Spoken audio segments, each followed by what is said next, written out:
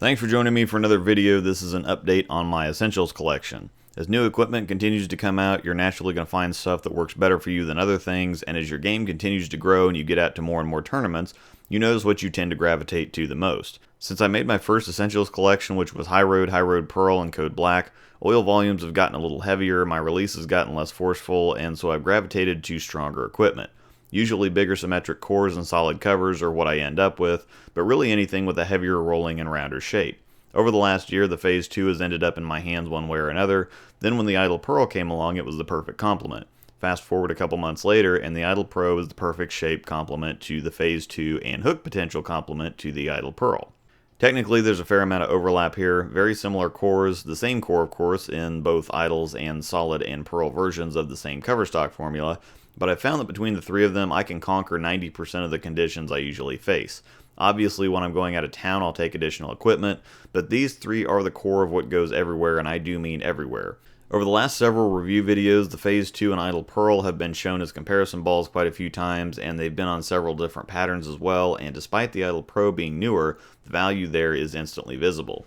The Phaze 2 is an odd story. Initially when it came out, people were remembering the original Phaze, which met a mixed reaction. It kind of acted like a Pearl Crux Prime, which is a very useful but not visually stimulating reaction. Not really what people think of when it comes to a Pearl ball.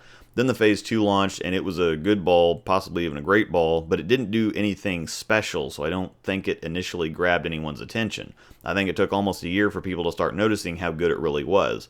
They kept giving it chances and noticed that it was a good league ball and a pretty good tournament ball, and before long you really start to pay attention to the fact that whether you start with it or finish with it, it's coming out of the bag at some point, and it's not just coming out of the bag, it's being effective on a wide variety of conditions. It has enough traction to play on heavier stuff, but is smooth enough to blend wet-dry on drier patterns without burning energy or quitting, which is a big positive.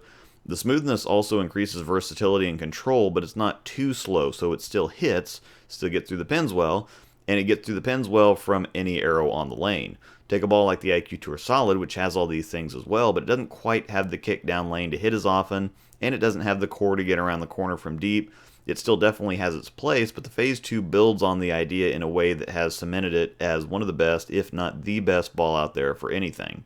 The Idle Pearl is also a bit of an odd story. The original Idle was a bit polarizing too. I was a huge fan because of the heavy roll and how smooth it was. It really felt like a huge IQ Tour, but most people are buying balls for house shots, and the Idle isn't the prototypical league ball.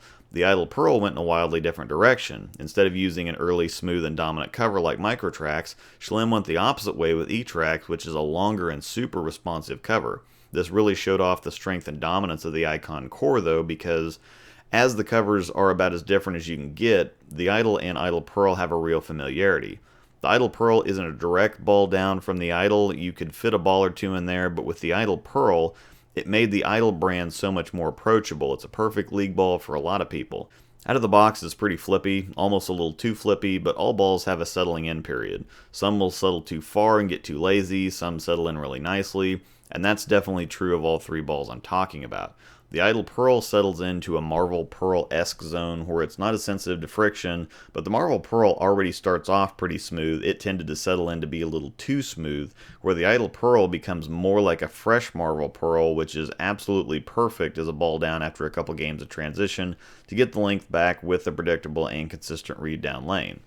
The Idle Pro isn't really an odd story beyond being another solid Idle when history would have suggested a hybrid. I think the Idle Pearl gave Schlim a great idea, and one that I hope will bring us a fourth Idle eventually. E-Tracks looks so good on the Idle Pearl that I have to imagine he instantly had the idea for an E-Tracks solid cover on that core that would give you a more usable and ultimately more versatile version of the original, and that's what it's done. The Idle Pearl and Idle Pro feel more similar to each other than they do to the original Idle, but the Icon core has such a dominant look and roll that you can easily recognize between the three. I'm a huge fan of the core. I hope we do see a hybrid. I really hope they just Black Widow this thing and make a couple hundred more. The Idle Pro is about as clean up front as boomy down lane as you can make a solid, but again, that big strong engine inside harnesses that and uses it to create a dynamic shape that still has a lot of control. It offers a small step down in the hook department from the Phaze 2, mainly because of the surface, a solid step up from the Idle Pearl, and a shape that's in between both of them.